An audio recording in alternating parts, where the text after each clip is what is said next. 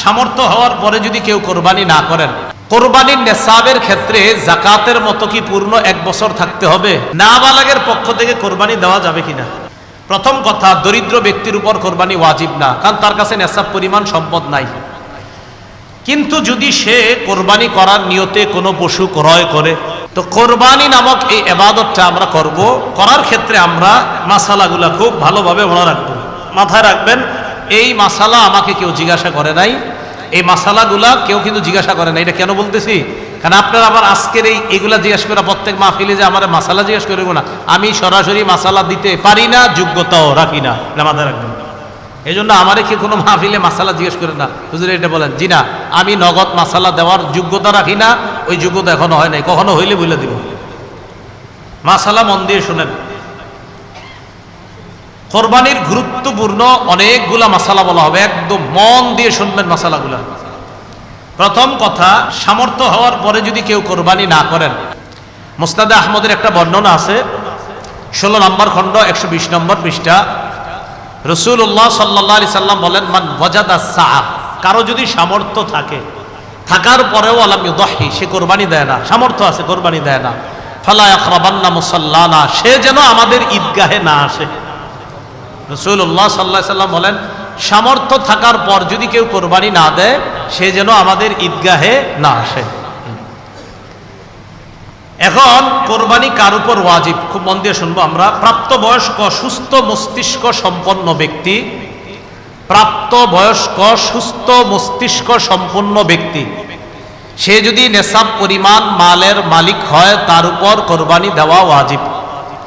আবার বলছি, সুস্থ মস্তিষ্ক সম্পন্ন, নেসাব পরিমাণ মালের মালিক যদি 10, 11, 12 তারিখ এই 3 দিনের কোনো একদিন হয়, 10, 11, 12, আবার বলছি 10ই জিলহজ, 11ই জিলহজ, 12ই জিলহজ সূর্যাস্তের আগে, 12ই জিলহজ সূর্যাস্তের আগে যদি কেউ যাকাত দিতে হয়, যেই নেসাব হইলে ওই নেসাবের মালিক যদি কেউ এই 3 দিন হয়, যাকাত দেয় কয় বছর পুরো হইলে?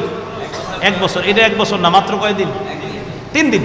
হ্যাঁ, 3 দিন, 10, 11, 12 জিলহজ, এই 3 দিন যদি সুস্থ মস্তিষ্ক সম্পন্ন বালেগা নারী পুরুষ, তাদের কাছে যদি নেসাব পরিমাণ সম্পদ থাকে, তাদের উপর কোরবানি দেওয়া ওয়াজিব।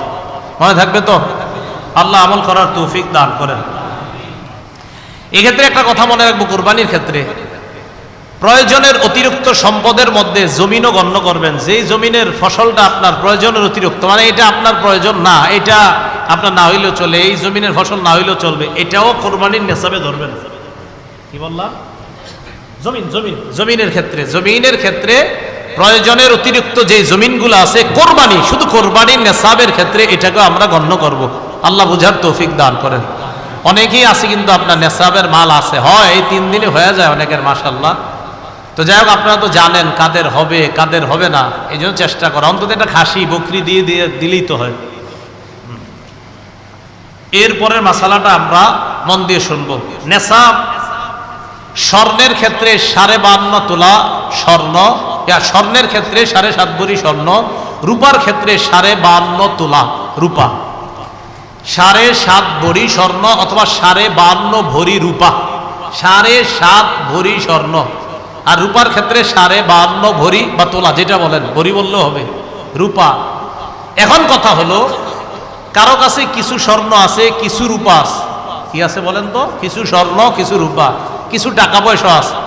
এই সবগুলা মিলাইলে যদি 52.5 তোলা রূপার সমপরিমাণ হয়, কারো কাছে কিছু টাকা আছে, কিছু স্বর্ণ আছে, কিছু রূপা আছে, সবগুলা মিলাইলে তার কাছে 52.5 তোলা রূপার সমপরিমাণ অর্থ আছে, তার উপরও কোরবানি ওয়াজিব।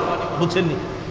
কারো কাছে কিছু স্বর্ণ, কিছু রূপা, কিছু টাকা পয়সা, এই সবগুলা মিলাইলে যদি 52.5 তোলা রূপার সমপরিমাণ টাকা হয়, এক্ষেত্রে স্বর্ণ বলবো না, 52.5 তোলা রূপার সমপরিমাণ যদি অর্থ হয়, তার উপরও কোরবানি ওয়াজিব। আল্লাহ আমল করার তৌফিক দান করেন। মাসালা, কোরবানির নেসাবের ক্ষেত্রে যাকাতের মতো কি পূর্ণ 1 বছর থাকতে হবে? না, পূর্ণ 1 বছর থাকতে হবে না। কোরবানির নেসাব শুধুমাত্র আপনার 10, 11, 12 এই 3 দিন জিলহজের। আর জিলহজের 12 তারিখ কি পর্যন্ত জানি? হ্যাঁ, সূর্যাস্ত পর্যন্ত, এই 3 দিন। এবার আসেন নাবালেগের কোরবানি। নাবালেগের পক্ষ থেকে কোরবানি দেওয়া যাবে কিনা? নাবালেগ যদি নেশাব পরিমাণ মালের মালিক হয়, নাবালেগ যদি নেশাব পরিমাণ মালের মালিক হয়, শিশু কিশোর অথবা সুস্থ মস্তিষ্ক সম্পন্ন ব্যক্তি না, এমন ব্যক্তির টাকা পয়সা আছে। একটা ব্যক্তির মাথা ঠিক নেই, 3 তলা 4 তলা বাড়ি আছে, কথার কথা, এর নামে আছে, হয়তো অন্যরা তাকে দেখাশোনা করে, তাহলে শিশু কিশোর তাদের টাকা আছে কোরবানি দেওয়ার মতো, নেশাব পরিমাণ মালের মালিক তারা। আরেকজন যার সুস্থ মস্তিষ্ক নাই কিন্তু টাকা আছে, নেশাব পরিমাণের মাল, এই সম্পদ আছে যেটা দিয়ে কোরবানি দেওয়া যায়, তাদের উপর কোরবানি ওয়াজিব না। বলেন তাদের উপর কোরবানি? তাহলে বলেন তো, কোনো শিশুর নেশাব পরিমাণ মাল আছে, কোরবানি ওয়াজিব না। কোন অসুস্থ যার মস্তিষ্কটা সুস্থ না, তারও নেশাব পরিমাণ মাল আছে, কোরবানি ওয়াজিব। কারণ কোত্থেকে বের হয়েছে? বর্তমান হিসাব অনুযায়ী প্রায় 78 কিলোমিটারের কাছাকাছি, 78 কিলোমিটার, কিলো কিলো যেটা আপনাদের এই রাস্তাঘাটে এখন লাগায় রাখে কিলো, তাহলে 48 মাইল, বলেন 48 মাইল, আর কিলো হইলে প্রায় 78 কিলোর কাছাকাছি। যদিও 72 কিলো অনেকে বলে, কিন্তু আসল সম্ভবত আপনার সঠিক মাসালাটা হবে 78 কিলোর কাছাকাছি হওয়া। এরপর ওলামায়ে কেরাম আছেন, তাহকিক করার তো অবশ্যই সুযোগও থাকে। তো যাই হোক, 48 মাইল তো মনে থাকবে, 48 মাইল এটা ঠিক আছে। তো কেউ 48 মাইল দূরত্বে যাওয়ার নিয়ত করে গন্তব্য থেকে বের হয়েছে, আর কিলো অনুযায়ী বললাম কত, প্রায় 78 কিলোমিটার, এই পরিমাণ যাওয়ার নিয়তে বের হয়েছে, তার উপর কোরবানি ওয়াজিব না, তার উপর কোরবানি ওয়াজিব না, না তার উপর কোরবানি ওয়াজিব না। এরকম মুসাফিরের উপর কোরবানি ওয়াজিব না। নাবালেগের পক্ষ থেকে যদি বাপ কোরবানি দিয়ে দেয়, কোনো বাবা টাকা সে তার নাবালেগ সন্তানের পক্ষ থেকে যদি কোরবানি দেয়, হয়ে যাবে, সওয়াব হবে, আদায় হবে। কোনো বাবা তার নাবালেগ সন্তানের পক্ষ থেকে কোরবানি দিলে কোরবানি হয়ে যাবে। বলেন এটা মুস্তাহাব, বলেন হুকুমটা কি? এই আমলটা যে করবে বাবা শিশুর পক্ষ থেকে, এটার নাম ওয়াজিব হবে না মুস্তাহাব?